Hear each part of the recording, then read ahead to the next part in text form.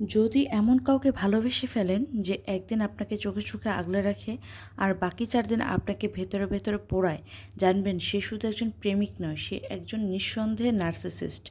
এমন মানুষ নিজের আনন্দ আর তৃপ্তির জন্য আপনার মনকে খেলনার মতন ঘুরিয়ে ঘুরিয়ে দেখে, আপনার কষ্ট দেখেও শান্তির নিঃশ্বাস ফেলে।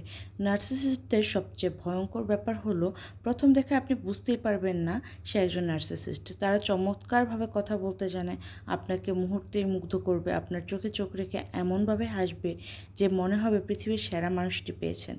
তারা হয়তো খুবই স্মার্ট, বুদ্ধিমান আর সবার মন জয় করতে ওস্তাদ, কিন্তু কাছ থেকে দেখলে বোঝা যায় এরা আসলে ভয়ঙ্কর এক ধরনের খেলোয়াড়। আপনার অনুভূতিগুলো আস্তে আস্তে তারা তাদের মুঠোয় পুরে নেয়, আপনাকে নিজের মতো করে ভাঙে, গড়ে। যখন এদের আসল রূপ দেখবেন তখন আবিষ্কার করবেন একেবারে ভিন্ন একজন মানুষ, যার মনে দয়া নেই, যিনি কেবল নিজের স্বার্থটুকুই দেখে।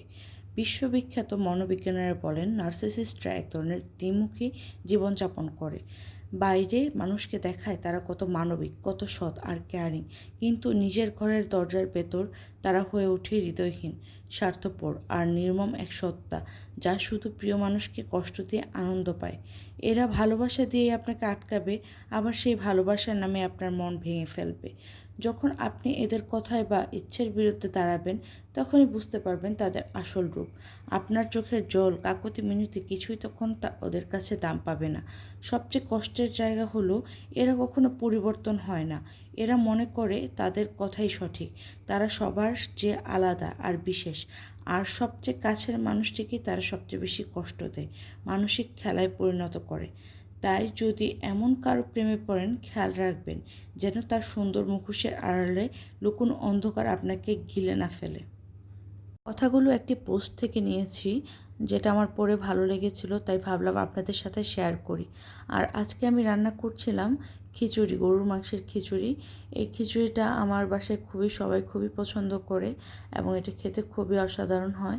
আর সবার শেষে এটার মধ্যে আমি একটা ফোড়ন দিই, যেই ফোড়নের কারণে এই খিচুড়ির স্বাদ আরও দ্বিগুণ হয়ে যায়। আর তো এটার ফোড়নের মধ্যে আমি শুকনো মরিচ, রসুন আর জিরে, আস্ত জিরে আমি ভালো করে ভেজে নিই। যখন ব্রাউন কালার হয় তখন সেটাকে আমি খিচুড়ির মধ্যে দিয়ে দিই এবং খিচুড়ির শেষ মুহূর্তে এটি অ্যাড করতে হয়।